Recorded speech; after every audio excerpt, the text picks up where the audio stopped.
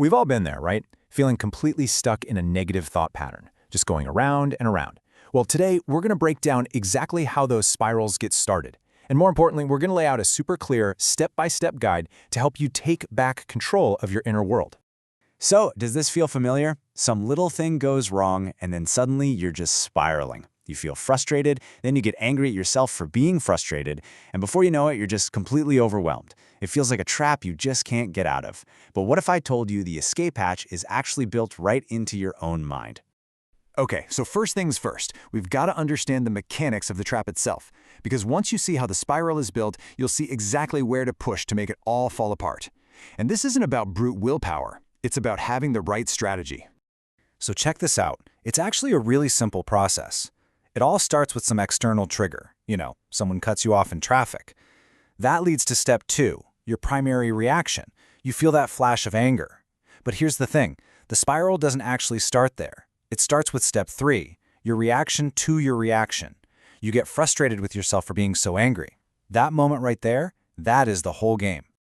Let that sink in for a second. It is not the anger that traps you. It's the judgment, the frustration, the shame you feel about the anger. That's what pours gasoline on the fire.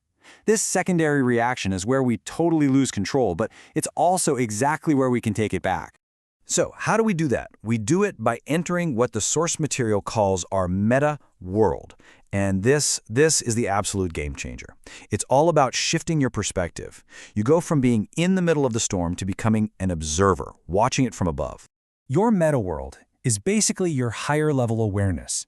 It's like your brain's own supervisor. By intentionally stepping into this space, you fire up your prefrontal cortex. That's the logical, decision-making part of your brain. And that allows you to stop just reacting on autopilot and start consciously choosing how you want to respond. This really shows the difference perfectly. When you're reacting from within the feeling, you're powerless. You're just being thrown around by the waves. But when you shift to your meta world and observe from above, you get perspective. You can see the anger for what it is, just a temporary signal. And suddenly, you're back in the driver's seat. All right, so the theory is cool, but let's get practical. Here is a 4-step toolkit you can use the second you feel a spiral starting. Think of this as your emotional first aid kit. It's a simple sequence, but it is incredibly powerful. First, you just identify the feeling. Give it a name. Okay, this is anxiety. Second, you accept it. You don't fight it. Third, you appreciate its purpose. What is it trying to tell you? And fourth, you apply a new, more useful way of thinking. Now let's really dig into those middle 2 steps because they're crucial. Okay, that accept step is huge. Fighting a negative emotion is like struggling in quicksand. The more you fight, the deeper you sink. So instead, think of it like this. Just apply that same shrug of the shoulders energy you'd have for a rainy day to the feeling itself. You're not saying you like it, you're just stopping the resistance. And now for the appreciate step. This reframes the whole experience. Your anger or your anxiety isn't a trap. It's a gauge on your internal dashboard. It's like the gas light in your car. It's just a warning signal trying to give you some useful information. And once you see it as a helpful signal, it loses all its power to overwhelm you.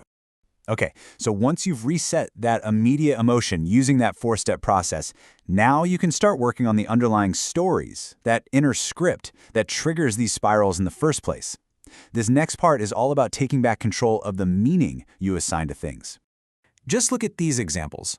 You can't always control what happens to you, but you have 100% control over the script that you run in your head about it. So instead of I'm a failure, you consciously shift to I'm learning. Instead of getting stuck on what if it goes wrong, you ask yourself, well, what if it goes right? This isn't just wishful thinking. It's a strategic move to a much more powerful mindset. But here's where we get to the really deep stuff. Those surface-level scripts, they're often powered by these deep-seated limiting beliefs we might have held for years. Beliefs like, I'm not good enough or I'm not worthy. To really, truly break the cycle for good, we have to go right to the source and deal with these head-on. And here is a brilliantly simple and visceral technique to do just that. First, you identify that core limiting belief. Then, I want you to summon that same powerful, gut-level rejection you'd feel for something totally repulsive and aim it right at that belief. It's a full-body, mental hell no. You are actively breaking the emotional grip that belief has on you. But you can't just leave a vacuum there. You have to replace it. So immediately after that no, You follow it with the opposite, the ferocious yes. You identify the empowering belief you want to install, something like I am worthy or I am in control of my mind, and you direct an overwhelming, powerful yes towards it. Feel it in your body, embed it. You are actively choosing your new foundation. You know, practicing these techniques isn't just about a short-term fix to feel better in the moment. Every single time you do this, you're fundamentally changing your brain for the better and building real, long-term emotional resilience. So what you're actually doing here is carving out new neural pathways. Think of it like this. That old negative spiral was a well-worn, muddy dirt road in your brain. By using these meta-world tools, you're paving a brand new superhighway.